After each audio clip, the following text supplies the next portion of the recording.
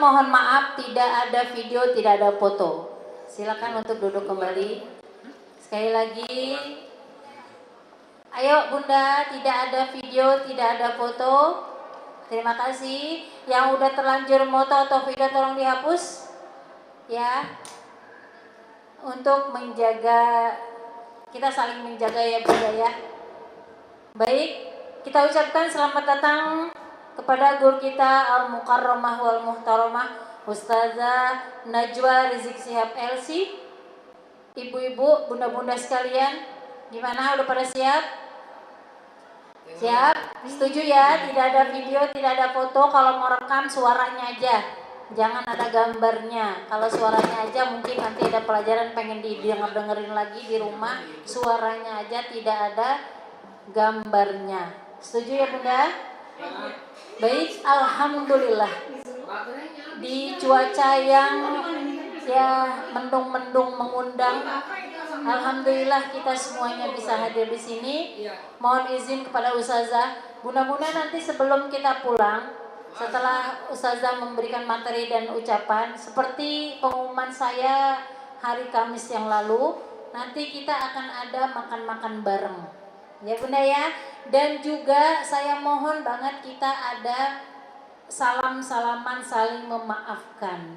Karena kita ingin memasuki bulan suci Ramadan.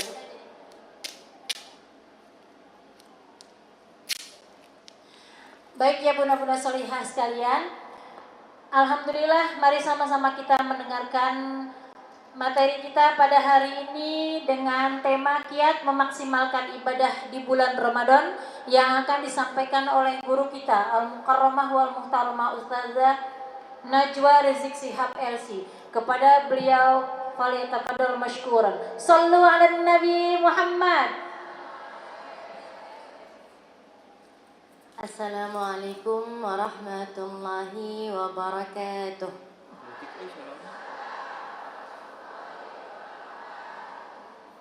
Bismillah walhamdulillah wassalatu wassalamu ala rasulillah wa ala alihi wa sahbihi ajma'in, amma ba'd. Pertama-tama kepada yang terhormat, di sini ada Umi Zakiyah, dan juga kepada segenap panitia, dan juga kepada segenap para hadirat yang saya cintai. Sebelum kita masuk ke materi, mari sama-sama kita panjatkan puji syukur kita kepada Allah Subhanahu wa Ta'ala yang telah mengumpulkan kita di tempat yang penuh keberkahan. Alhamdulillah. Dan semoga tidaklah kita berpisah melainkan dosa kita diampuni oleh Allah. Amin ya rabbal alamin. Dan semoga semua yang hadir di sini dipermudah segala urusannya, dipanjangkan umurnya dalam taat, masuk Ramadan membawa hasil nanti di Ramadan panen yang banyak. Amin ya rabbal alamin. Jadi sebagaimana tema yang kita ambil tentang untuk kiat memaksimalkan bulan Ramadan. Jadi ada beberapa hal yang sangat penting banget untuk kita perhatikan untuk memasuki bulan Ramadan. Dan hal yang pertama yang saya ingin ingatkan yaitu tentang niat. Karena Nabi SAW bersabda, innamal a'malu binniyat. Sesungguhnya segala perbuatan tergantung dengan niatnya. Bu, kalau sholat tapi niatnya biar dipuji, dosa gak? Dosa. Padahal sholat, ya sholatnya sah, menggugurkan kewajiban dia sebagai seorang muslim, tapi jadi dosa karena niatnya riya. Dia sedekah nih biar dibilang orang dermawan, jadi dosa gak? Dosa. Maka itu kita nanti masuk ke bulan Ramadan, jangan tuh niat kita, saya nih mau Ramadan nih mau pamer-pamer ibadah. Jangan. Tapi niat kita memang untuk mendekatkan diri kita kepada Allah Subhanahu wa ta'ala. Dan satu hal yang sangat penting yang selalu guru saya Al-Habib Alwi bin Abdurrahman Al-Attas ngingetin, pokoknya kalau ngapa-ngapain taruh niat soleh. Apa bu? Niat soleh. Maksudnya gini, kamu mau minum, niatin niat soleh. Kamu mau makan, niatin niat soleh. Jangan tuh minum cuma aku aus nih, minum selesai. Jangan cuma itu, tapi niatkan, ya Allah, aku minum biar aku nih bisa untuk tadarusan. Kita kalau lagi seret tenggorokan kering enak gak baca Qur'annya? Enggak. Tenggorokan kering nanti akhirnya jadi radang tenggorokan. Enak gak mau puasa lagi radang? Enggak. Jadi mau minum tuh niatin, ya Allah saya minum biar bisa jadi hambamu yang bertakwa, biar bisa ibadah yang enak. Jangan minum cuma buat ngilangin aus, tapi taruh niat soleh di dalamnya. Kalau kita aus nih, minum, hilang ausnya, tapi nggak dapat pahala. Tapi ketika kita niatkan, minum itu bukan hanya menghilangkan dahaga, tapi mendatangkan pahala. Alhamdulillah. Maka penting banget untuk kita taruh niat soleh di apapun yang kita lakukan. Bahkan hal-hal yang mubah boleh, seperti makan, minum, apalagi tidur, itu taruh niat soleh. Jangan tidur, oh saya capek nih tidur. Emang betul sih kita capek ya tidur, istirahat. Tapi niatin, ya Allah, semoga dengan tidurku ini aku bisa ngumpulin energi, biar aku bisa bangun subuh nanti, bisa ibadah, bisa menyembahmu. Kita tidur lama gak bu? Lama, bisa 5 jam, bisa 6 jam. Sayang kan kalau terlewat tanpa ada nilai ibadah di dalamnya. Betul gak? Sayang. Kita di dunia kan cuma sebentar, paling berapa sih sisa umur kita? Maka manfaatkan setiap detik dari kehidupan itu agar bernilai ibadah. Kalau kita bisa nabung yang banyak, kenapa enggak? Betul gak? Kita makan dapat pahala, enak gak bu? Minum dapat pahala, enak gak? Tapi syaratnya niat. Kalau nggak niat nggak dapat. Tidur nggak niat untuk ibadah, nggak dapat pahalanya. Tapi kalau sebelum tidur niatnya, ya Allah biar bangun subuh, biar bisa bangun malam, ya Allah biar saya kuat ibadahnya. Itu lagi tidur aja bu, setiap nafasnya kita dapat nilai pahala. Enak gak bu? Enak.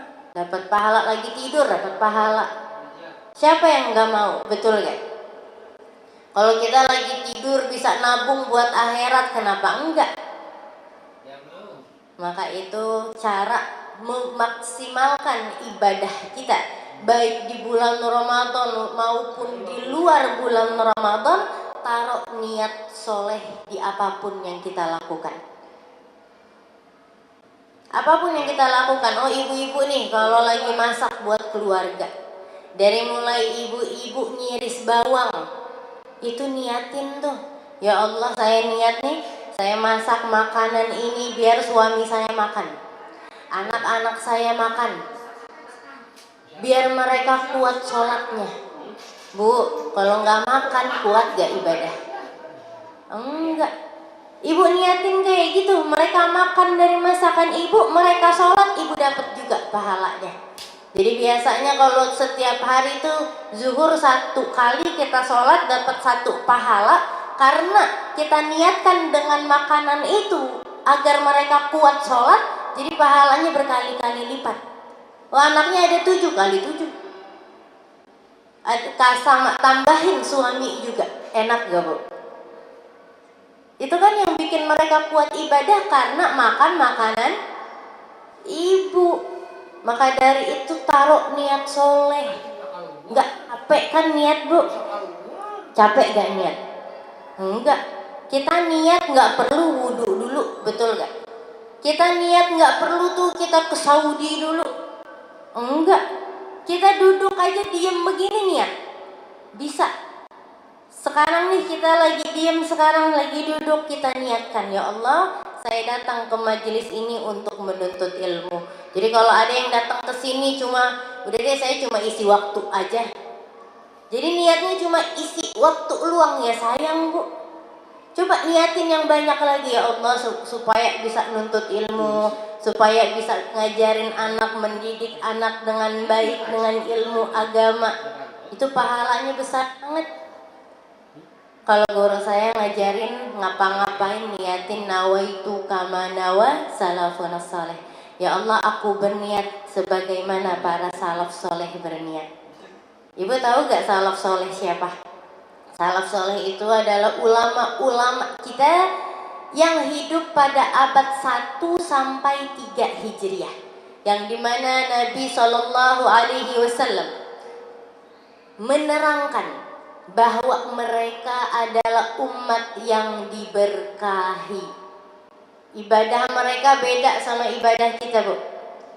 Niat mereka beda, Bu, sama niat kita. Mereka baru bangun tidur aja melek mata, apa yang diingat?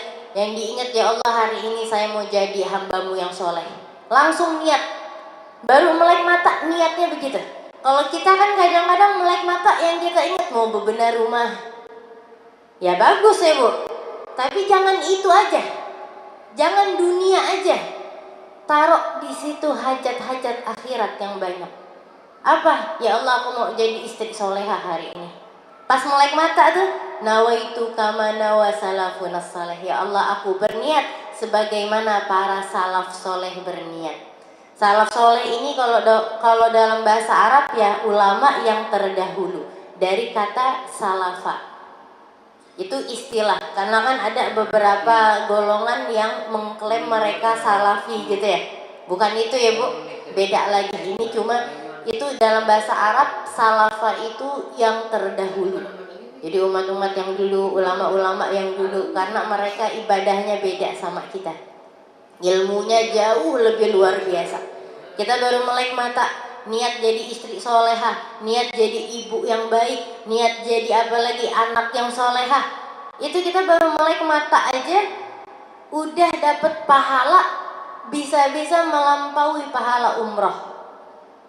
Bayangin Bu, karena niat aja. Tapi niatnya harus niat yang soleh.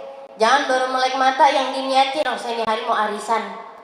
Ya nggak apa-apa sih arisan, tapi niatin lagi. Ya Allah, saya arisan nih, mau nyambung silaturahim. Maksudnya itu hajat-hajat akhirat jangan dilupain. Arisan tuh jangan ngingetnya, oh saya mau narik nih hari nih. Niat arisannya cuma mau narik, jangan. Tapi niatin, ya Allah, saya mau nyambung silaturahim. Saya nanti dari uang itu saya mau niatin deh sedekah walaupun gak banyak. Jadi jangan lupain hajat-hajat akhiratnya. Terus nanti kalau ibu-ibu ini lagi dandan gitu ya, jangan niatnya biar selfie-nya cantik, gak dapet pahala Bu. Tapi kalau niatnya, ya Allah saya dandan biar suami saya makin cinta, biar suami saya makin sayang, itu dandannya aja dapat pahala. Jadi biasanya ibu pakai lipstik nggak dapat pahala, tapi kalau ibu niatin biar suami seneng gitu ngelihat kita, itu jadi dapat pahala. Jadi jangan sampai nih per detik di hidup kita terlewat sia-sia, kan sayang. Itu pahalanya itu tuh banyak banget loh Bu. Karena nggak kelihatan aja, jadi banyak tuh orang menyepelekan. Nggak kelihatan. Kalau pahalanya kelihatan berbentuk emas gitu, oh berebutan orang niat terus. Oh orang berebutan Bu. Tapi pahalanya nggak kelihatan. Kapan kelihatannya? Kalau kita udah wafat. Kita wafat masuk alam barzah, yang namanya pahala kelihatan. Ada bentuknya. Kalau sekarang kita nggak kelihatan nih hadir majelis, ada yang lihat pahala ya? Nggak ada. Maka itu sertakan niat-niat soleh. Nanti nih bulan Ramadan nih Bu, kadang-kadang kan ibu-ibu banyak sibuknya di dapur. Ada yang protes nih, ustazah gimana nih, kita kan ibu-ibu, nanti itu dari siang udah bebenah rumah, udah nyuci baju, sore kita masak buat buka puasa. Kalau orang laki enak, dia bisa tadarusan. Kita sibuk nih sama urusan rumah. Jangan berkecil hati, taruh niat soleh di dalamnya, itu jadi ibadah. Apalagi ibu-ibu masak takjil gitu ya, bikin takjil buat keluarga, niatin, ya Allah saya bikin takjil biar anak-anak saya tuh makin semangat puasanya. Itu anak-anak tuh Bu, itu kalau kita bikin makanan yang macem-macem, mereka jadi semangat. Jadi Ramadan tuh ada beda gitu dari bulan-bulan yang lain. Nanti mereka yang puasa, ibu juga dapat pahalanya, karena berkat ibu nyemangatin mereka, mereka jadi seneng puasanya. Alhamdulillah. Jadi jangan berkecil hati, niatin niat soleh. Lagi mau masak untuk buka puasa, ya Allah saya masak untuk buka puasa, untuk biar suami saya bisa buka puasa, biar anak saya bisa buka puasa dengan senang, biar semakin semangat nanti tarawehnya, karena makanannya tuh ya cukup lah untuk energi untuk sholat. Itu ibu yang masak, ibu dapat juga pahala puasa mereka. Enak gak Bu? Biasanya Ramadan cuma sehari dapat 1 pahala puasa, tapi kalau ibu niatin dengan niat soleh, itu puasa keluarga ibu dapat juga pahalanya, tanpa ngurangin pahala mereka. Enak gak Bu? Enak, tapi jangan lupa niat.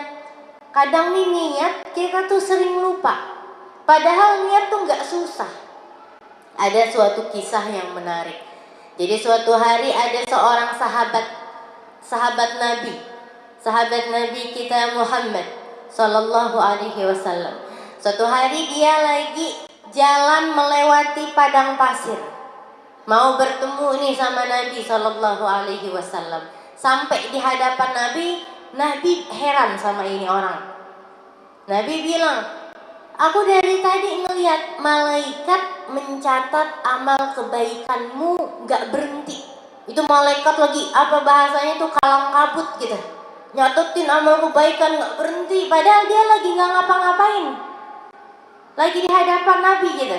Maksudnya lagi gak ngelakuin ibadah yang lain. Akhirnya Nabi nanya, amal apa yang kamu lakukan? Perbuatan apa yang kamu lakukan? Kok dari tadi malaikat gak berhenti nyatet amal kebaikanmu? Terus dia bilang, aku nggak ngapa-ngapain ya Rasulullah.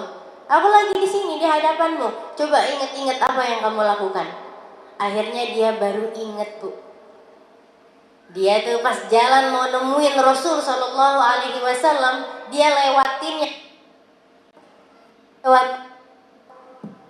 lewatin padang pasir. Lagi lihat padang pasir, dia niat, ya Allah, jika saja aku punya gandum sebanyak butiran pasir,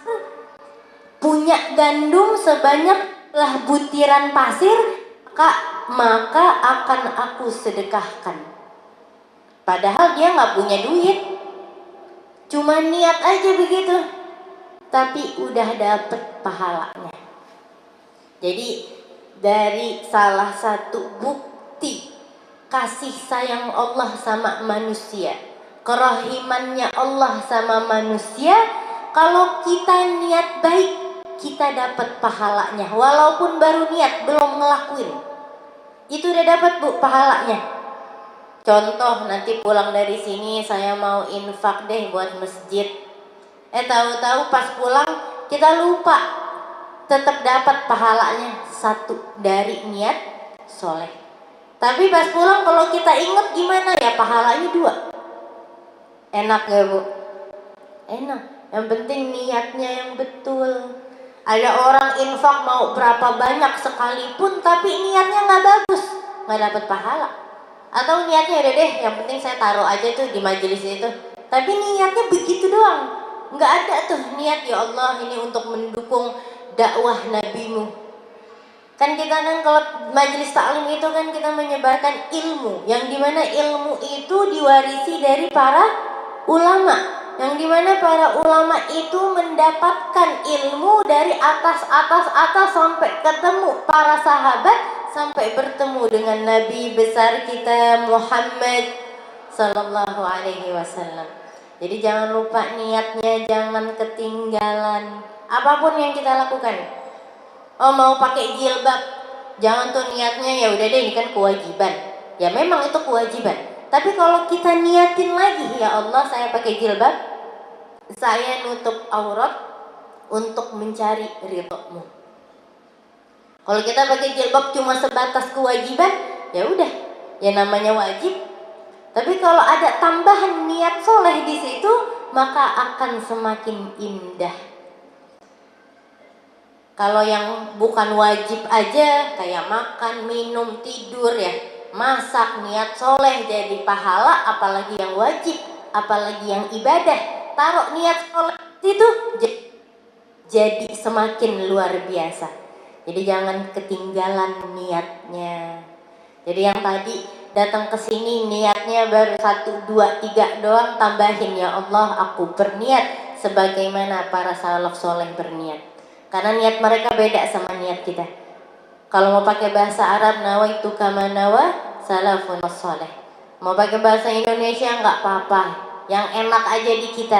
Kenapa sih harus ditambahin aku niat sebagaimana para salaf soleh berniat? Karena niat mereka itu nggak kayak kita, Bu.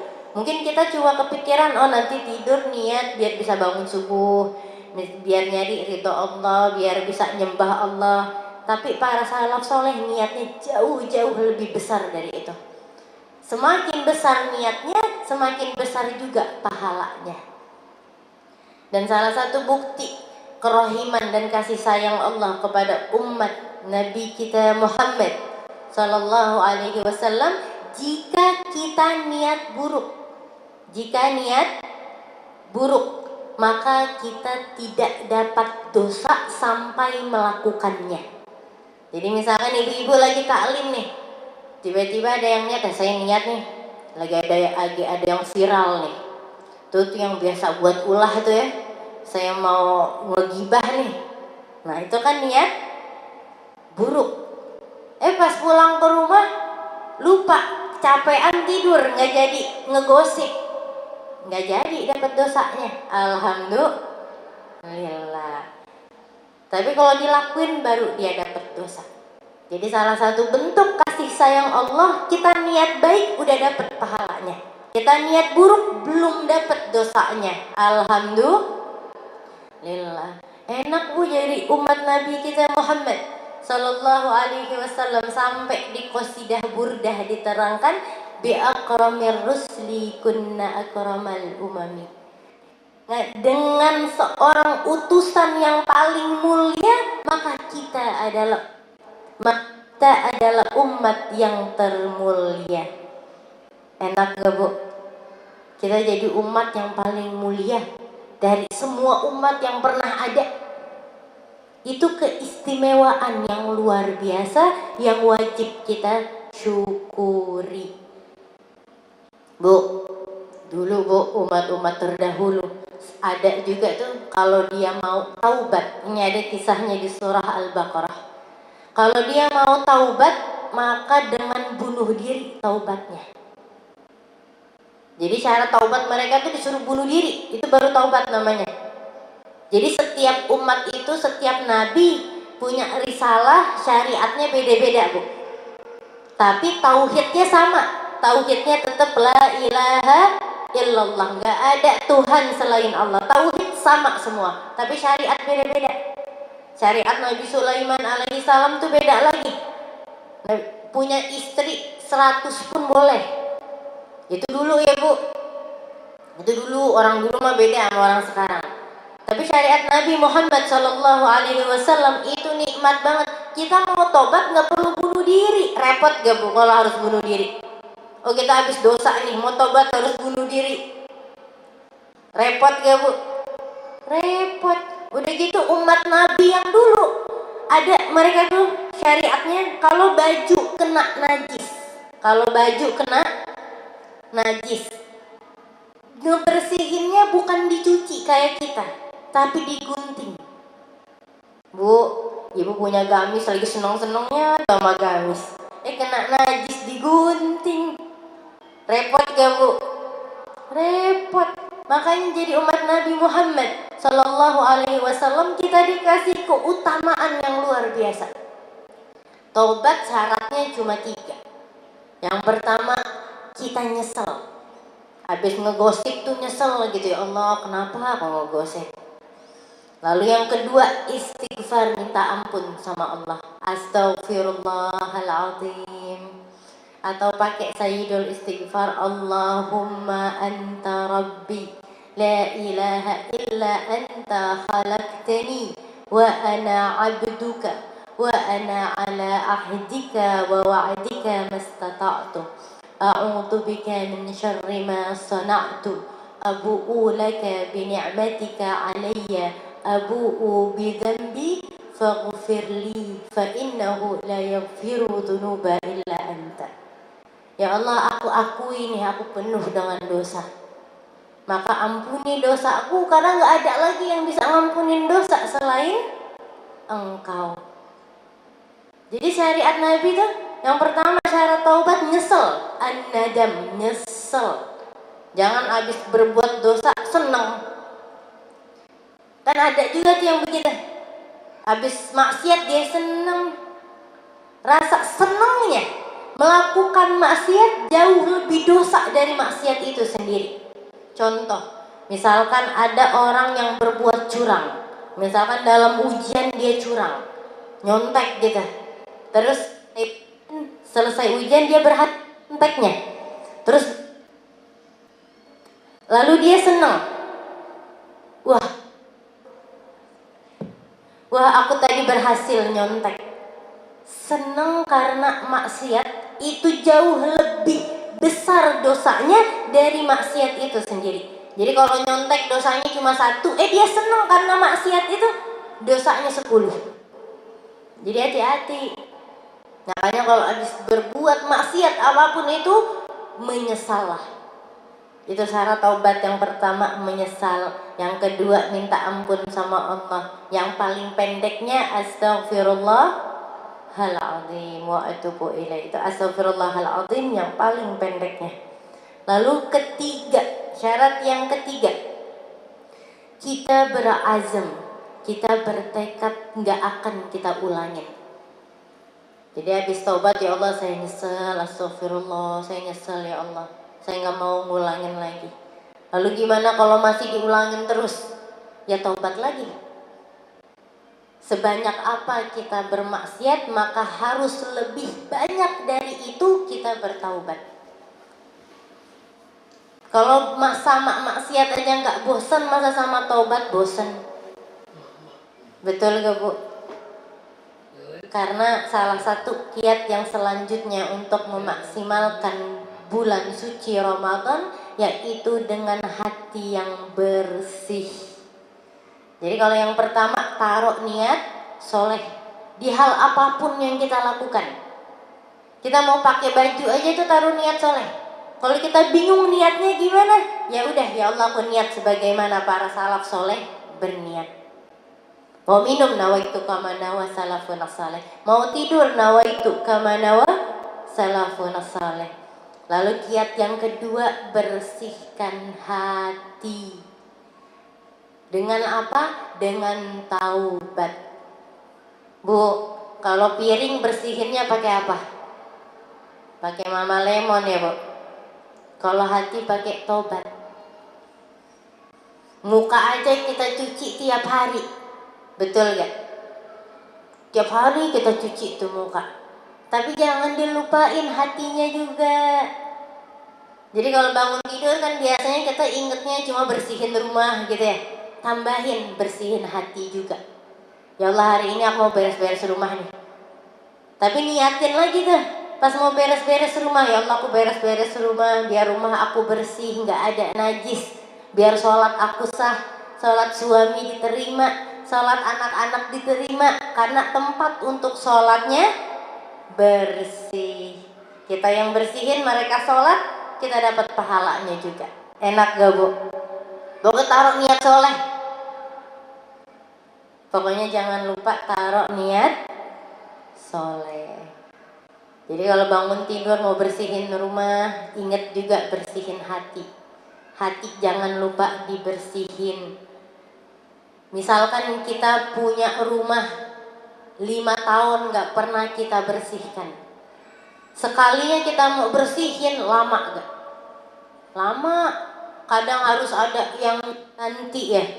Nah, mungkin plafonnya udah rusak, harus ganti ini, mungkin harus dicat ulang, harus direnovasi. 5 tahun ditinggalin, 5 tahun ditelantarin, pasti akan sangat sulit untuk kita bersihkan. Kalau rumah tiap hari kita bersihin, enak gak bersihinnya? Enak, paling berapa, 15 menit kelar.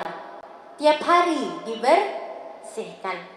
Tapi kalau udah lama nggak dibersihin, mau bersihinnya makin sulit. Maka hati juga seperti itu. Bersihin hati tiap hari.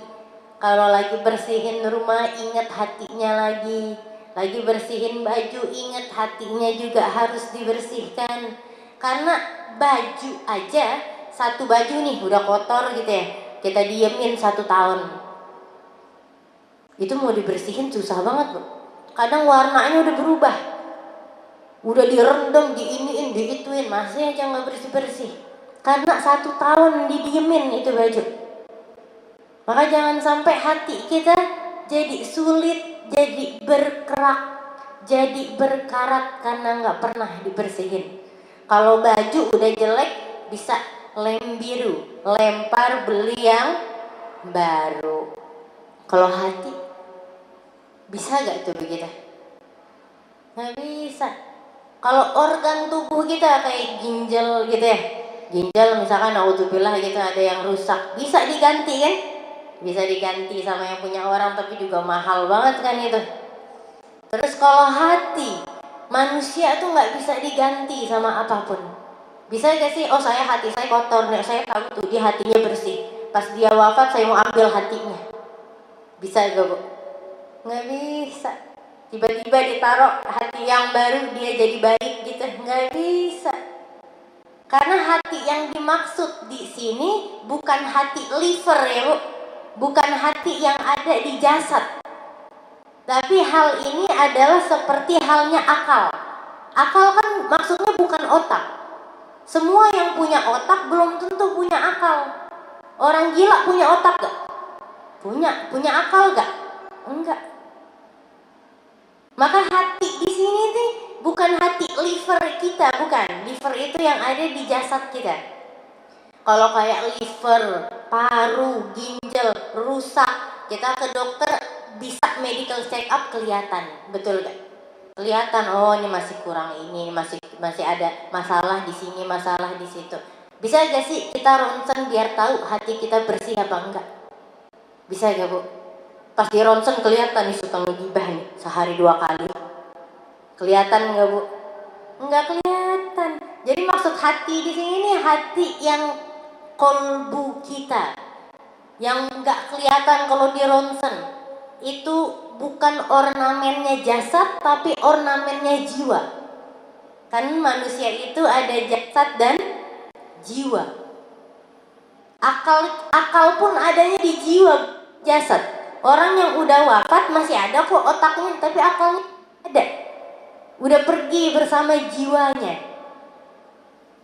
Jadi hati di sini harus dijaga dengan baik. Kita punya rumah ngeres-ngeres saja kita sapu. Bu, hati kalau udah rusak, kolbu nih udah merakbal gitu ya bahasa Betawinya. Bahasa Sundanya apa tuh? Udah rusak lah gitu. Gak bisa dilem biru, lempar, beli yang baru, ganti yang baru, gak bisa. Kalau rumah nih udah kotor, udah rusak, kita udah deh jual aja deh, ganti sama rumah baru, bisa. Tapi hati gak bisa. Maka rumah yang masih bisa kita ganti yang baru aja, dibersihinnya tiap hari. Maka hati jauh lebih penting kita bersihin setiap hari. Lagi nyuci piring, jangan lupa bersihin hati juga. Pokoknya bersihin apa aja tuh ingetin dah. Oh iya, hati juga harus nih dibersihin. Kalau piring udah kotor banget nggak bisa dibersihin, gampang kita beli yang baru, tinggal ke pasar, tinggal kemana, ke toko online, selesai. Hati nggak bisa. Betul gak Bu? Maka hati selebih-lebih diperhatikan dalam membersihkannya. Tadi kita bahas tentang 3 syarat taubat. Itu jika salah kita sama Allah. Kalau salah sama Allah, maka kalau salahnya sama manusia, tambah 1 lagi jadi 4. Apa yang keempat? Minta maaf. Jadi kalau habis ngomongin orang tuh nggak bisa, cuma 3 doang. Habis nyesel, istighfar, terus nggak mau ngulangin lagi, kurang. Minta maaf ke orang yang kita omongin. Lalu gimana nih kalau minta maaf nanti dia bisa berantem nih ustazah nih, kamu ngapain tiba-tiba minta maaf, kan gitu ya? Mau tahu gak triknya Bu? Ini kan mau Ramadan ya, lagi zamannya tuh kita nyamperin maaf-maafan. Maka minta maaf jangan terlewat tuh orang yang pernah kita zolimin. Kalau kita ngomongin orang kan kita zolimin, minta maaf, maaf ya, maaf lahir batin tuh jangan terlewat tuh. Karena kalau kita mau minta maaf sama manusia, harus kita ungkapin. Jadi tobat kalau kesalahannya ke manusia harus kita ungkapkan dengan minta maaf. Jadi jangan lupa minta maaf. Apalagi yang pernah kita zolimin, yang pernah kita omongin, itu nggak boleh terlewat. Karena nggak bisa, mau bagaimanapun itu nggak bisa hilang tuh dosanya. Karena kan dosa beda-beda, ada yang hilang pakai sholat, ada yang hilang pakai puasa. Tapi kalau dosa sama manusia gak bisa kecuali sampai dia minta maaf. Karena itu hak dia. Nanti daripada repotnya di pengadilan akhirat ya, mendingan minta maaf di dunia. Minta maaf aja. Minta maaf ya, mohon maaf lahir batin. Nanti lebaran minta maaf lagi lahir batin. Makanya hati-hati ya Bu sama dosa-dosa yang berkaitan dengan manusia. Kita ngomongin orang, kita zolimin orang, ngutang gak mau bayar. Nah ini kan kita zolim nih. Tuh hati-hati. Karena gak bisa itu dosa hilang. Mau kita istighfar 1000 kali pun sehari gak bisa hilang. Sampai kita minta maaf ke orang itu. Makanya hati-hati sama dosa-dosa yang berhubungan dengan hak manusia, yang berhubungan dengan zimmah manusia. Karena gini, kalau kita dosanya sama Allah, misalkan ya kita ada salah-salah gitu dalam ibadah, Allah itu maha pengampun, maha penyayang. Syarat taubatnya pun 3. Siapapun hamba yang datang ngetuk pintu Allah, Allah ampuni dosa-dosanya jika memenuhi syarat yang 3 tadi. Bu, Allah itu sangat girang, senang kalau ada hambanya yang taubat. Sampai-sampai dijelaskan dalam sebuah riwayat, senangnya Allah itu diumpamakan lebih bahagia daripada seorang musafir. Jadi ada satu orang lagi musafir nih, diumpamain lagi musafir di padang pasir, lalu tiba-tiba dia bawa unta dan perbekalannya. Tiba-tiba unta dan perbekalannya hilang. Sedih gak Bu? Sedih. Lalu dia duduk termenung, gak lama kemudian datang unta dan semua perbekalannya. Itu girangnya gimana tuh? Bu, ini di tengah padang pasir nih gak ada warung Bu. Kita kalau nyasar di daerah Sentul masih ada warung ya. Kalau di tengah padang pasir, zaman dulu gak ada HP gak ada, WhatsApp gak ada. Sendirian, kehilangan perbekalan, kehilangan kendaraan. Oh itu stres banget tuh. Betul gak Bu? Pusing banget nih. Ini gimana cara ngontak orang nggak bisa, mau makan nggak bisa, di hamparan padang pasir yang luas, tiba-tiba datang lagi. Itu girangnya banget gak? Senengnya seneng banget gak? Seneng banget. Dan Allah Subhanahu wa ta'ala ketika ada hambanya yang bertaubat jauh lebih senang dari itu. Bayangin, jauh lebih senang dari orang tersebut. Bu, kita kalau minta ampun sama Allah, Allah akan welcome, akan menyambut dengan sangat bahagia. Tapi kalau kita minta maaf sama manusia, belum tentu dimaafin. Tapi kalau kita minta maaf sama manusia lebih susah. Benar ya Bu? Maka hati-hati sama semua hal yang berhubungan dengan manusia. Hati-hati. Apalagi perempuan ya. Kalau udah kesel sampai ke ulu hati gitu. Sampai keselnya bertahun-tahun. Sakit hati. Bu, tahu gak sih kenapa perempuan banyak yang kena, mohon maaf nih, kayak kanker serviks, kanker payudara, kanker apa lagi, ovarium ya, terus tumor, kista. Itu menurut penelitian seorang dokter itu dikarenakan perempuan susah dalam memaafkan. Jadi kalau kita susah maafin jadi penyakit. Tapi kalau hati yang gak ada rasa benci, hati yang selalu memaafkan. Karena kan yang namanya hidup pasti ada salah ya. Pasti orang ada aja salah sama kita. Pasti kita juga ada aja salah sama orang. Kalau kita sering-sering memaafkan orang, memaklumi orang, maka orang juga akan memaklumi kita. Tapi kalau kita sama orang tuh ketil gitu, susah maafinnya, maka jangan salahin orang kalau kita nggak dimaafkan juga sama mereka. Karena apa yang kita lakukan itu juga yang akan kita dapati. Dan salah satu hal yang sangat penting untuk bersihin hati kita dengan memaafkan. Maafin. Oh, ada salah apa nih? Maafin aja sering-sering. Karena ada kisah. Mau dengar gak Bu ceritanya? Ini kayaknya udah pada ngantuk nih. Adem lagi ya. Jadi ada kisah seorang sahabat Nabi. Dia bukan pembesar sahabat. Dia biasa aja gitu.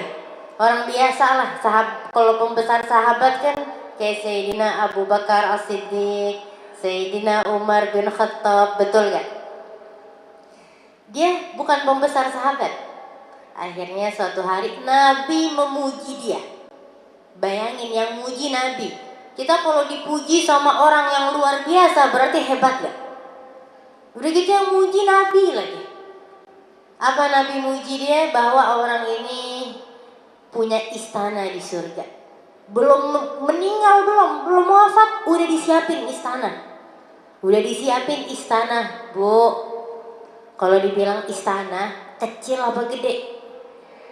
Gede. Kalau dibilang istana tuh pasti ada dayang-dayangnya juga tuh. Akhirnya Sayyidina Umar bin Khattab radhiyallahu anhu penasaran. Apa sih yang dia lakuin? Kok bisa dipuji sama Nabi? Orang dulu gitu Bu.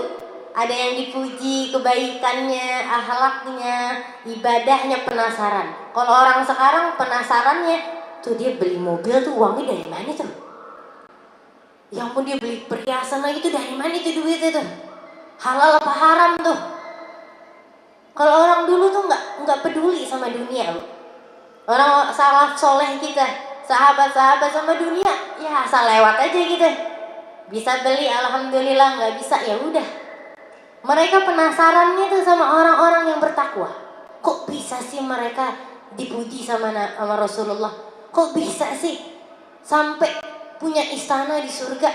Bu, kalau punya istana di surga beda sama di dunia. Kita punya rumah di dunia, ada gempa bumi, hancur. Betul gak? Kebakaran habis.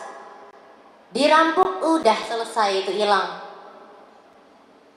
Kena penggusuran, udah hilang deh. Tapi kalau di surga nggak bakal hilang selamanya punya ibu. Udah ada nama ibu di situ. Nggak ada yang bisa ngambil lagi. Tahu nggak ternyata apa yang dia lakukan? Akhirnya Sayyidina Umar bin Khattab penasaran nih, datang ke rumah orang tersebut. Saking penasarannya nginep 3 hari.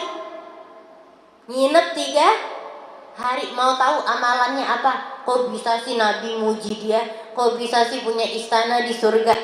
Akhirnya udah 3 hari Sayyidina Umar belum ketemu sama ibadah yang dia lakukan. Karena ibadahnya sih masih standar-standar aja sholatnya gitu ya. Akhirnya sebelum pulang Sayyidina Umar nanya, belum ketemu-ketemu ya, masih penasaran. Apa yang kamu lakukan? Kok bisa Nabi sampai memujimu?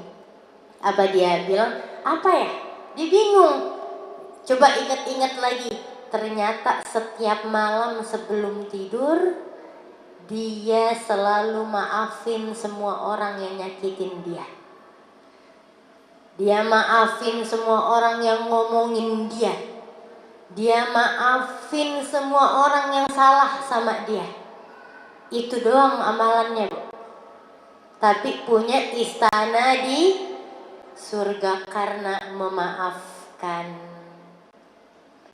Jadi kalau ibu-ibu bilang susah ustazah memaafkan, apalagi si fulan tuh, si fulan lah, aduh dosanya tuh sama saya, ya Allah.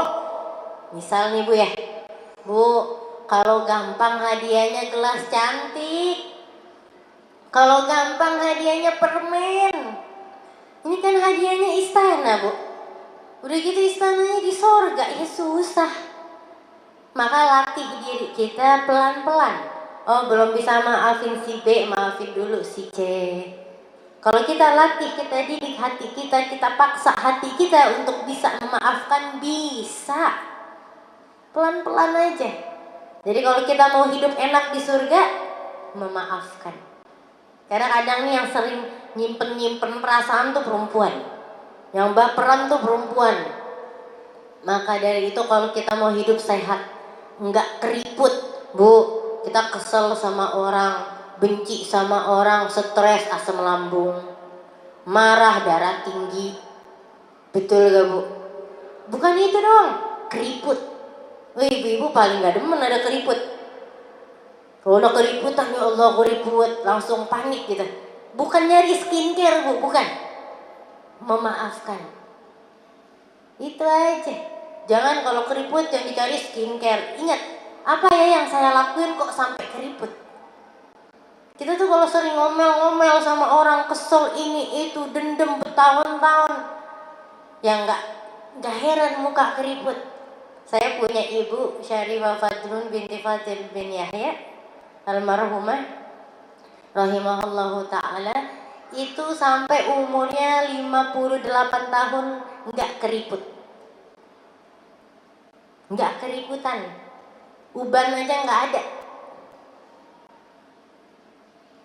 Karena memang umi saya ini Masya Allah hatinya tuh bersih, nggak ada tuh benci-benci sama orang. Jadi kalau ibu-ibu mau awet muda, kelihatan 17 tahun terus gitu ya, hidup ala Nabi, sering-sering maafin orang.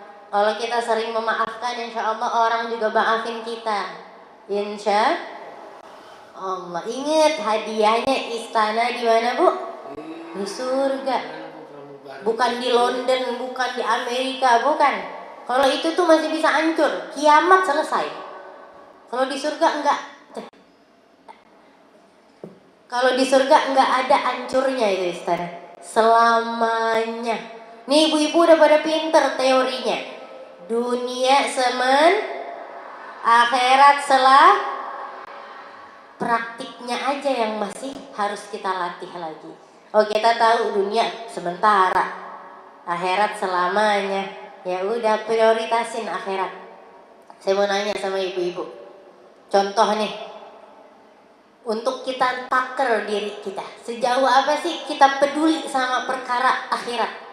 Kalau ibu-ibu kondangan, ya lagi kondangan biasanya makan sambil berdiri. Itu sunnah bukan? Bukan. pulang kondangan tiba-tiba kehilangan gelang emas. Itu ibu lebih sedih gelang emasnya hilang apa makan sambil berdiri?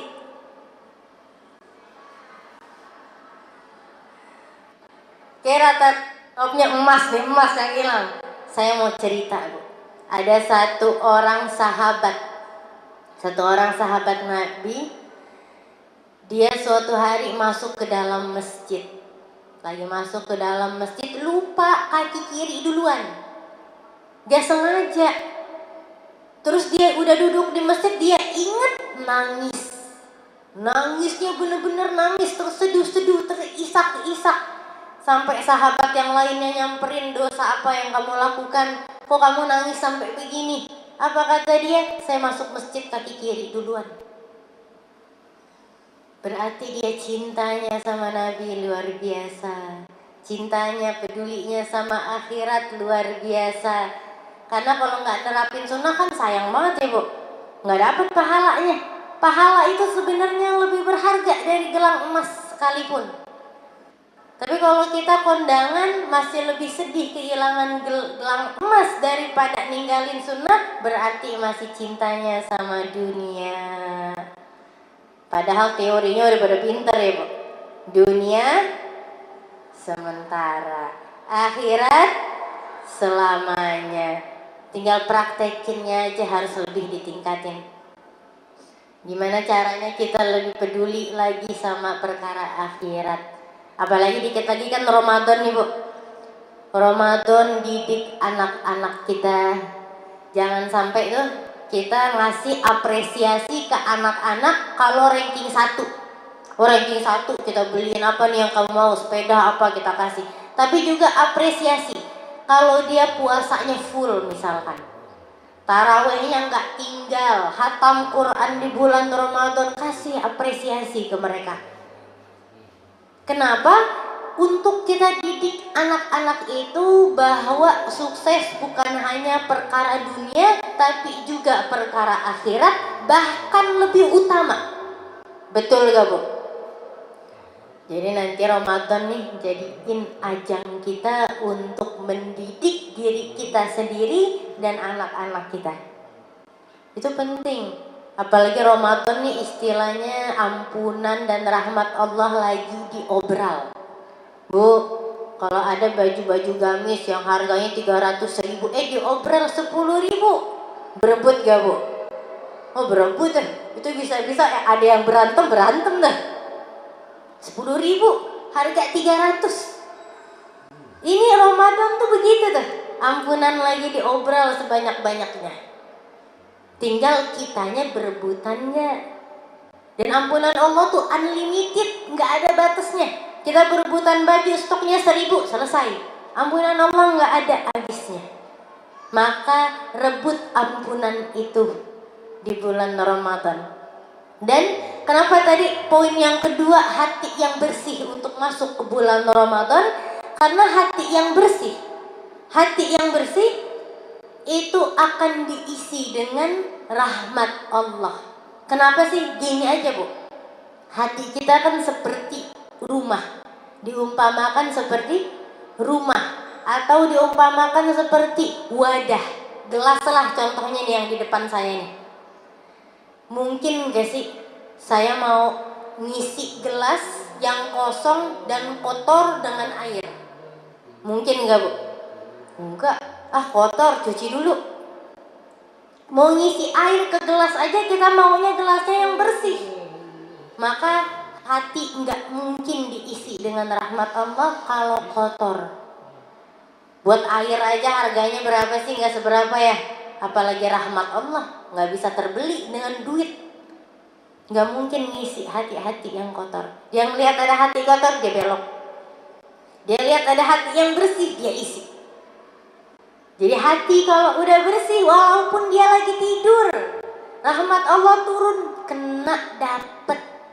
Alhamdulillah. Jadi penting banget hati yang bersih.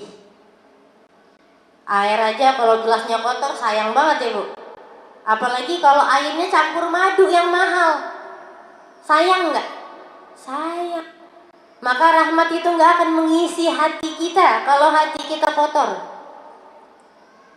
Ampun Allah nggak akan mengisi relung-relung hati kita kalau hati kita kotor, nggak bisa. Maka hati yang bersih itu adalah persiapan yang sangat indah untuk mencari ridhonya Allah. Dan bulan Ramadan amal ibadah dilipat gandakan, berlipat ganda. Yang tadinya sholat pahalanya cuma 1 aja jadi 80. Sholat fardu, bayangkan, itu berlipat-lipat ganda. Dan hati yang bersih, kalau ada orang hatinya bersih, ibadahnya mungkin ya masih standar lah, mungkin sholat sunnahnya sholat rawatib, sholat duha gitu ya, tapi karena hatinya bersih, maka dia bisa mendapatkan pahala yang luar biasa, jauh lebih banyak yang dia dapati kalau kita bandingkan dengan satu orang yang sholatnya sekian nggak berhenti, tapi hatinya kotor. Kalah pahalanya sama orang yang hatinya bersih. Jadi hati bersih adalah bekal terindah kita untuk perjalanan akhirat nanti. Bu, kita mau pulang kampung nih, mungkin ada yang mau balik ke kampungnya, mau mudik, bawa bekal gak? Bawa duit ya Bu? Bawa. Kalau duitnya sedikit paling naik bis, makin banyak bisa naik pesawat, bener gak Bu? Maka untuk perjalanan akhirat yang begitu panjang, bawa bekal yang banyak. Bekalnya dikit ya lama nyampenya, bekalnya banyak makin cepat nyampe surganya. Karena perjalanan akhirat itu yang ada di sana di padang mahsyar nanti, manusia dari yang pertama sampai yang terakhir nanti di akhir zaman. Berapa triliun, berapa biliun manusia yang akan kumpul. Kalau kita nggak punya bekal, capek. Capek, kehausan, apalagi banyak dosa gitu. Ngomongin orang mulu kerjaannya. Ya Bu, di padang mahsyar nggak dibantuin. Tapi mereka yang beriman di padang mahsyar tuh nanti orang-orang lagi pada kehausan, dia bisa minum dari telaga Kautsar. Minum sekali nggak haus lagi. Makanya jadi orang baik itu, kalau dibilang saya jadi orang baik capek Ustazah, saya maafin, malah ngeluncak itu orang, saya baikin, saya nggak dihargain. Orang baik itu capeknya cuma di dunia, masuk alam barzah udah enak, di padang mahsyar udah enak karena amalannya. Nanti masuk surga selesai deh nikmatnya. Nikmat terus itu di sana. Tapi orang jahat yang banyak dosa di dunianya kesel mulu sama orang, benci mulu sama orang, mungkel mulu sama orang. Di dunianya darah tinggi, keriputan misalkan, asam lambung naik mulu. Pas masuk ke alam barzah itu malaikat nyambut dia udah melotot. Udah siap-siap mau disiksa. Karena akidah Ahlus Sunnah wal Jamaah sepakat adanya siksa kubur. Kita tahu siksa kubur ada, itu siksa kubur siksa sebelum neraka. Jadi orang jahat baru masuk kuburan udah disiksa. Di padang mahsyar lagi disiksa dia, desuk-desukan. Nggak ada makanan, nggak ada minuman, nggak punya bekal apa-apa. Bayangin aja kita mudik kemana, misalkan kampungnya yang rada jauh gitu, jalan kaki nggak bawa duit, bingung nggak Bu? Nah orang yang banyak dosa begitu tuh nanti perjalanan akhiratnya. Capeknya luar biasa Bu. Jauhnya tuh lebih jauh lagi daripada kita jalan kaki dari sini ke Surabaya, lebih jauh lagi. Kita ngebayangin jalan kaki ke Surabaya nggak bawa duit, nggak bawa bekal, bingung nggak Bu? Nah orang yang banyak dosanya nanti begitu tuh, nggak bawa bekal di perjalanan akhirat. Di dunianya penyakitan, sampai alam barzah malaikat udah siap nyelepet. Tapi orang yang soleh, yang baik, yang soleha, di dunianya mungkin banyak yang nyakitin dia, tapi dia sabar, dia maafin. Jadi alam barzah malaikat udah senyum nyambut dia. Kita mau datang bertamu ke rumah orang, tuan rumahnya melotot ke kita, jadi masuk gak? Nggak jadi. Tapi kalau di alam barzah mau nggak mau harus masuk. Maka dari itu nggak apa-apa jadi orang baik walaupun lelah di dunia, karena dunia sementara. Jadi kalau jadi orang baik gimana? Capeknya cuma dunia aja kok. Nanti di alam barzah malah tuh ya orang-orang soleh baru wafat yang nyambut langsung Rasul Shallallahu Alaihi Wasallam. Jadi alam barzah itu jangan dipikir nggak ada kehidupan, ada. Orang-orang soleh ngumpul kayak kita sekarang nih, ngumpul mereka. Ada kehidupan lagi bu nanti di alam barzah. Bukannya nggak ada. Tapi orang yang banyak dosa, apalagi yang gibah mulu tiap hari, udah nggak bisa dia ngumpul, disiksa iya. Enak gak bu? Oh jadi orang jahat, jadi orang yang gak bagus gitu ya. Di dunia capek ngurusin manusia mulu. Urusan manusia mulu tuh yang diomongin sama dia. Padahal dirinya harus banyak yang diperbaiki lagi. Oh tetangga ini begini, yang ini begitu, yang ini begini. Tiap hari ngurusin orang. Di dunia dia capek, di alam barzah disiksa. Enak gak bu? Enggak. Udah jadi orang baik aja, sabar-sabarlah sama dunia yang cuma sebentar. Bahkan ada ulama nih berbeda pendapat perbandingan waktu dunia sama akhirat. Perbandingan waktu dunia sama akhirat. Ada yang ulama beda-beda tuh pendapatnya. Ada satu pendapat yang mengatakan bahwa 63 tahun di dunia setara 2 detik di akhirat. Bu, 2 detik bu di akhirat. Kalau di akhirat disiksanya 1000 tahun di neraka, berapa tahun dunia? Kita 63 tahun aja udah lama banget ya bu. Jadi sabar-sabar sama yang 2 detik ya bu. Berapa 2 detik? Sabar-sabar orang bentar kok, nggak nyampe semenit.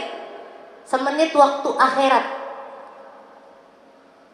Maka semuanya insya Allah kita bisa jadi hamba Allah yang Allah ridhai. Bisa jadi hamba Allah yang dapat rahmatnya. Bisa jadi hamba Allah yang panen banyak di bulan Ramadan. Amin ya rabbal alamin. Karena Ramadan itu ibaratnya nih, itu kita tuh lagi ditaruh hambaran emas. Emas akhirat ya bu. Tinggal siapa yang mau nambang, siapa yang gak mau nambang. Kan kalau ada tambang emas, kita harus nambang, harus usaha untuk dapetin emas itu. Nah Ramadan tuh tambang emas. Siapa yang menambang, dia bisa panen emas yang banyak. Kalau dia nggak nambang, cuma lewat aja, cuma nengok doang gitu ya selesai. Dikasih kesempatan kok. Kita aja kalau ada yang bagi-bagi sembako gratis, ngantri berebut, betul gak? Maka rebutin rahmat Allah di bulan Ramadan nanti. Jangan sampai terlewat sia-sia. Jangan sampai banyak tidur. Ada yang bilang tidurnya orang puasa ibadah. Bu, itu hadisnya gak sahih loh bu. Itu hadisnya masih ya gak sahih lah gitu. Jangan isi dengan hal-hal yang baik. Jangan tidur mulu. Manusia itu kan punya aturan tubuh kita kan. Harus makan, harus minum. Ada aturannya lah, kayak mesin. Mobil tuh ada aturannya. Kalau nggak dirawat rusak gak? Rusak. Motor nggak diganti-ganti olinya rusak gak? Rusak. Maka tubuh kita punya aturan. Tubuh kita ada aturannya. Kalau kita mau benar-benar sehat, maka ikutin puasa cara Nabi Shallallahu Alaihi Wasallam.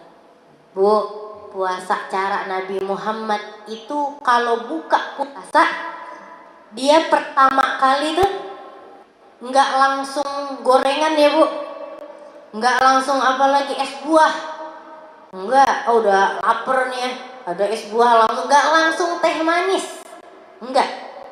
Nabi kalau buka puasa pertama kali kurma. Habis makan kurma, minum air. Karena kenapa? Karena tubuh manusia seharian puasa lambungnya mengkerut. Kalau diisi sama kurma dan air, dia jadi siap untuk menerima makanan.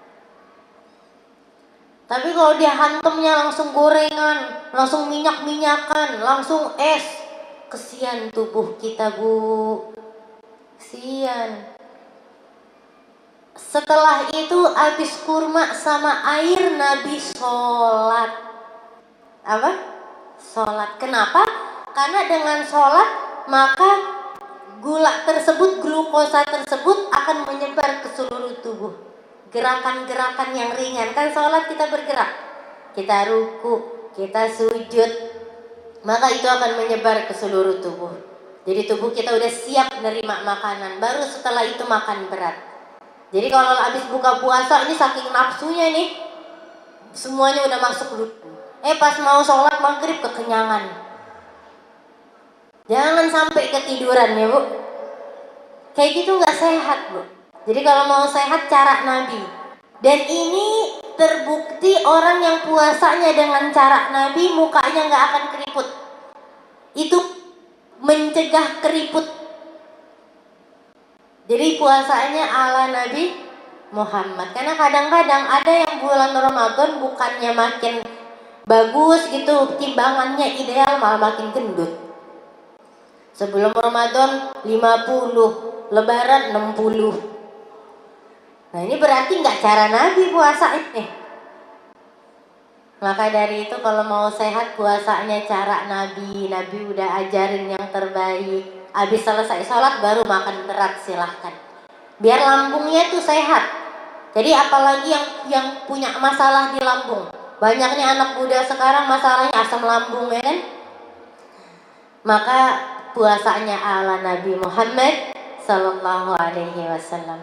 Dan juga kalau puasa banyak tidur, nanti akhirnya pas bangun kelingan. Kenapa? Darah rendah, darahnya nggak bener gitu, peredaran darahnya kebanyakan tidur. Coba aja deh, Bu, kebanyakan tidur gitu ya, pusing. Kalau tidurnya cukup enak, kurang tidur juga pusing. Maka kebanyakan juga pusing. Sesuatu yang berlebihan jadi sebaliknya. Kita makan yang seharusnya sehat, berlebihan jadi banyak. Sampai suatu hari ada satu utusan dari Raja Romawi atau Persia gitu ya, datang ke Nabi Shallallahu Alaihi Wasallam, bawa dokter. Apa dia tawarin ke Nabi Muhammad saat itu? Khalifah, pemimpin negeri. Kalau di sini nih setingkat presiden lah, setingkat presiden. Dia datang ke Nabi Shallallahu Alaihi Wasallam, ditawarin dokter dari mereka. Apa kata Nabi? Kami ini nih, yang intinya kami ini kaum yang makan sebelum lapar dan berhenti sebelum kenyang. Atau sampai kenyang udah, kalau udah kenyang tuh udah nggak makan lagi. Akhirnya dokter itu balik lagi ke negeri asalnya. Maksudnya nggak perlu dokter, kita nggak perlu dokter, udah pada sehat, makannya bener, ngerawat tubuhnya bener. Mobil aja kalau dirawatnya nggak bener, soak mesinnya kan. Nah tubuh kita juga, Bu. Dan kalau kita zolim sama diri kita, ya kita jahat, kita dosa. Karena beda saat kita butuhkan dengan kita makan yang kita inginkan. Beda ya, Bu. Maka makan yang tubuh kita butuhkan. Apa nih yang tubuh butuhkan? Oh, buka puasa yang minumnya yang anget-anget dulu, air putih biasa atau yang anget sama kurma. Itu dulu. Sebelum teh manis sekalipun belakangan. Karena gula pada kurma dan gula pada teh manis beda. Kalau kurma itu gulanya dialami, memang dari buah langsung, tanpa proses macam-macam. Jadi kalau mau sehat, ikuti hidup ala Nabi kita Muhammad Sallallahu Alaihi Wasallam. Jadi persiapan Ramadan itu yang pertama jangan lupa niat soleh di hal apapun yang kita lakukan. Dan yang kedua bersihkan hati, karena itu tempat Allah melihat kita. Allah nggak lihat jabatan kamu apa enggak, Allah nggak lihat jilbab kamu bagus apa enggak. Allah nggak lihat wajah kita tuh hidungnya gimana, matanya gimana, enggak. Yang dilihat cuma hati. Allah nggak lihat kamu orang kaya apa orang miskin, enggak. Yang Allah nilai cuma hati. Maka jaga hati itu. Jangan iri, jangan hasut. Kita punya saudara kaya raya, kita hasut, iri. Bu, manusia tuh rezekinya beda-beda.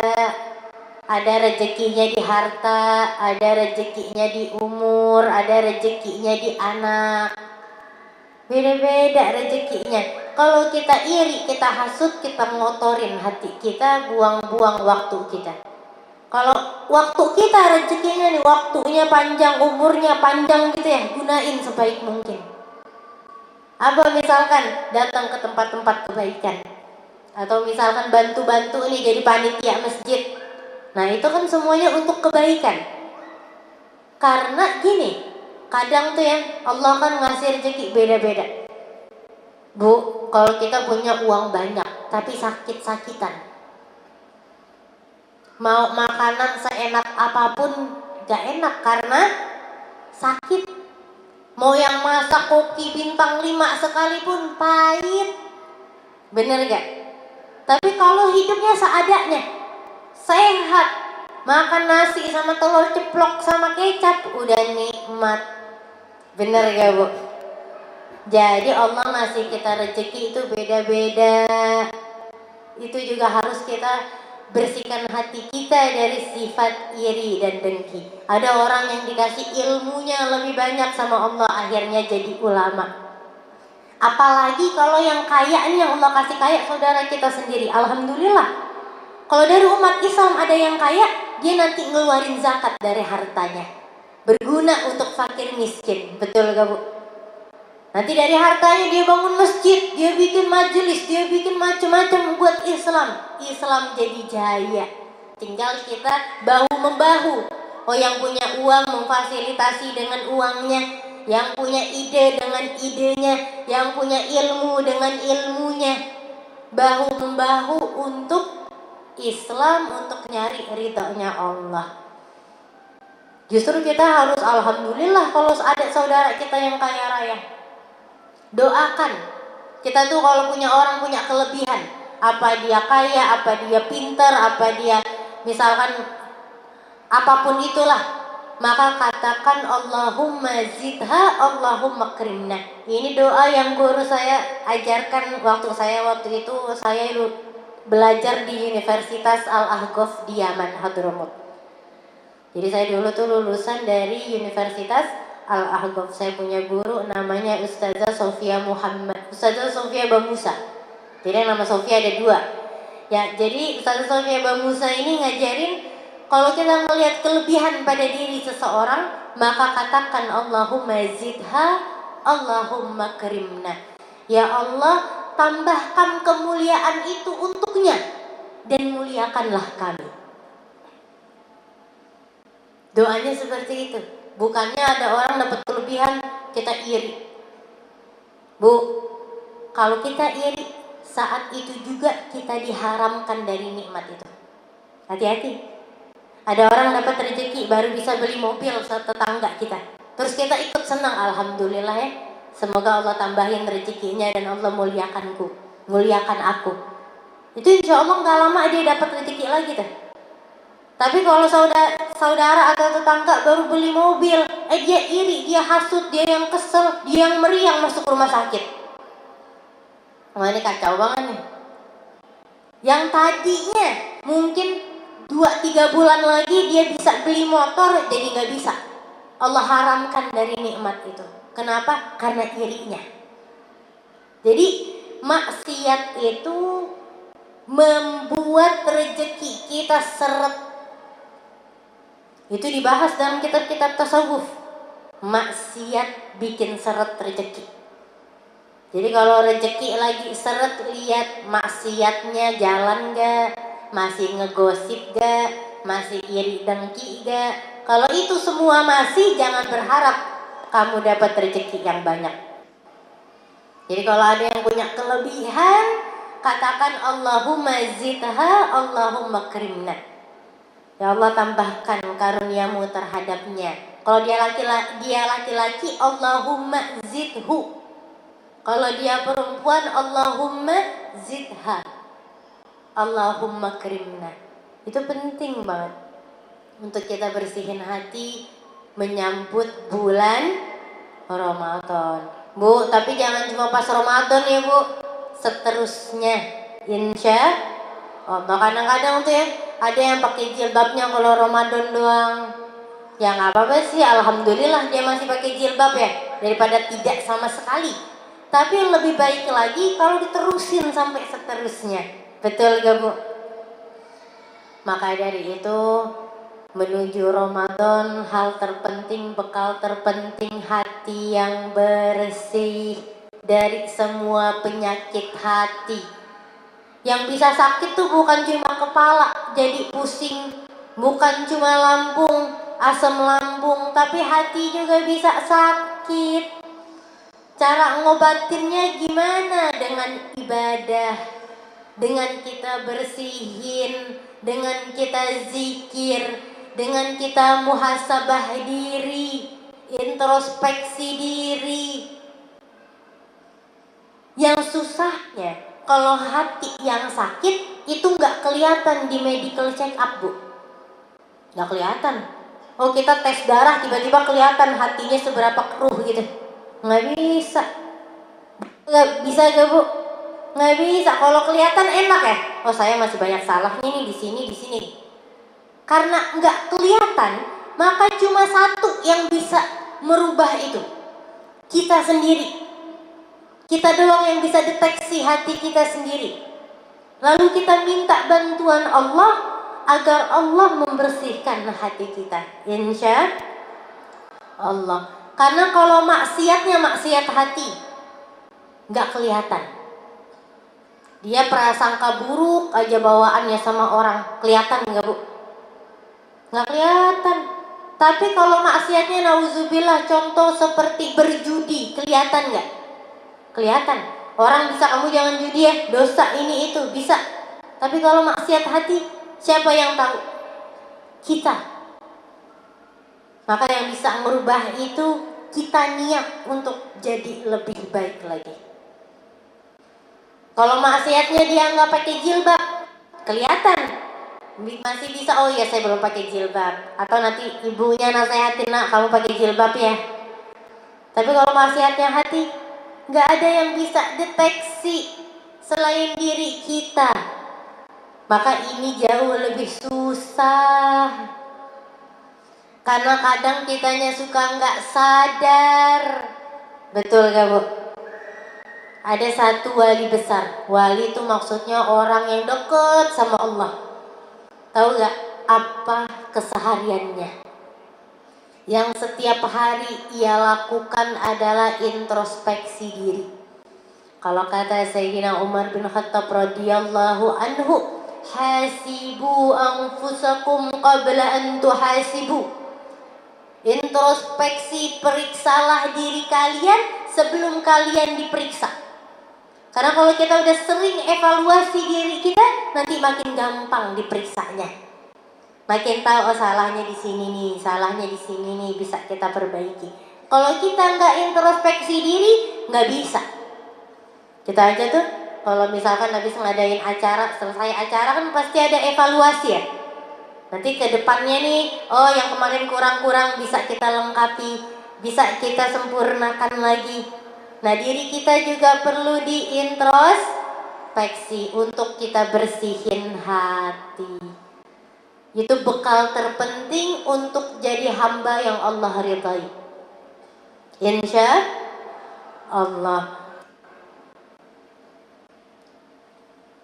Kira-kira mau ada sesi tanya jawab gak Bu? Sepertinya waktunya sudah jam 11 lewat. Mungkin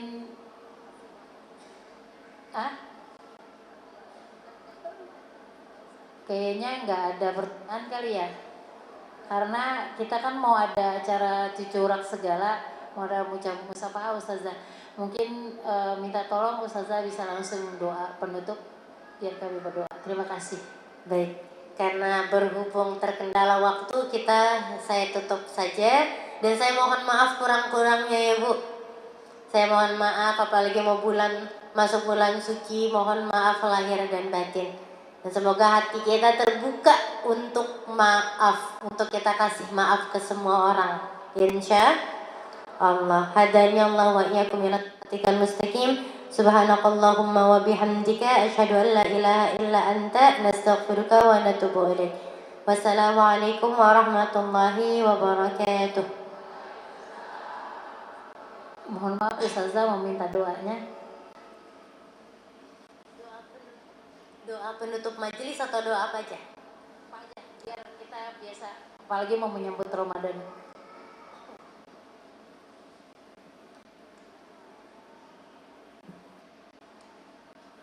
Bismillahirrahmanirrahim. Alhamdulillahirabbil alamin hamdan yu'afi ni'amahu wa yukafi mazidah ya rabbana lakal hamdu kama yanbaghi li jalali wajhika wa li 'azimi sultanik.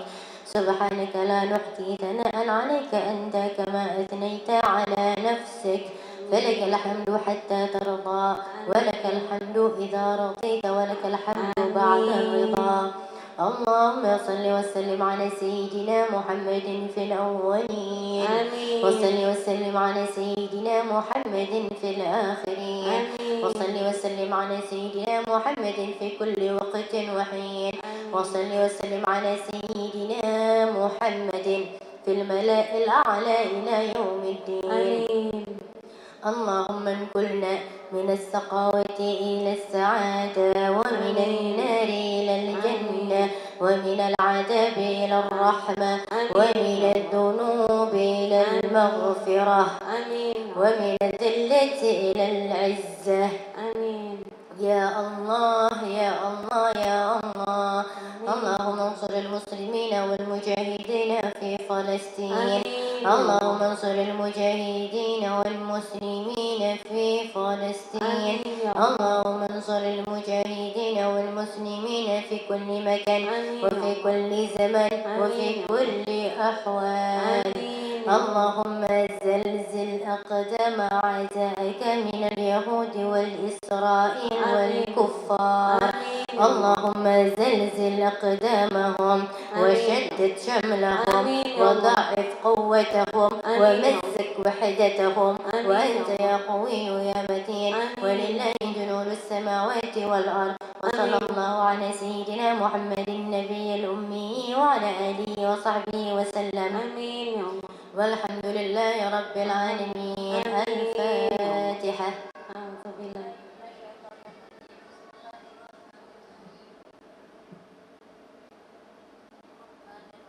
مالك يوم الدين إياك نعبد وإياك نستعين اهدنا الصراط المستقيم صراط الذين أنعمت عليهم غير المغضوب عليهم ولا الضالين. آمين. Amin ya rabbal alamin.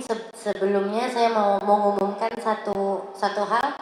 Mohon izin dulu ya. Jadi insya Allah saya mau bikin acara tanggal 3 Maret jam 7 pagi sampai zuhur di Masjid Raya Natur Sentul Sirkuit yang di sini. Insya Allah itu kajian fikih puasa. Kalau tadi kan kita masalah tasawuf ya, tasawuf puasa hati apa. Kalau itu di sana fikihnya, fikih puasa dan doa untuk Palestina. Yang insya Allah nanti ada bintang tamunya yaitu Ustazah Jinan Muslim yang beliau istri dari Ustadz Muhammad Husin Gaza, yang orang Gaza langsung.